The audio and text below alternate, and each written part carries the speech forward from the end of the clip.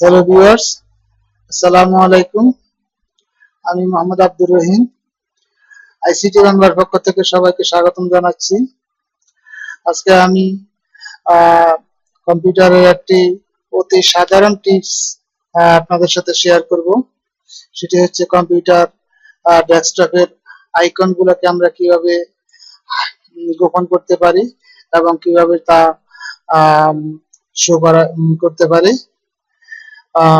এটা হয়তো যারা কম্পিউটার সম্পর্কে মোটামুটি ধারণা রাখেন তাদের কাছে বিষয়টি জানা আছে, কিন্তু যারা জানেন না তাদের জন্য আমার এই ভিডিওটি। তো আমরা কাজ শুরু করি।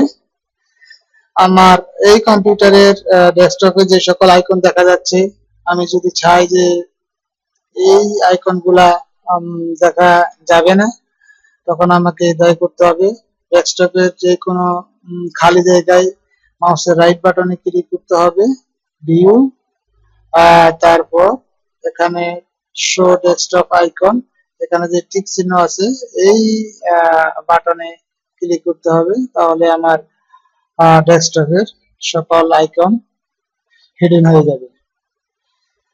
অনুরূপভাবে যদি আমরা এই আইকন গুলাকে ফিরাই আনতে চাই, তাহলে সেম প্রসেস, মাউসের রাইট বাটনে ক্লিক করে ভিউতে ক্লিক করে তারপর শো ডেস্কটপ আইকন এই বাটনে ক্লিক করলে আমাদের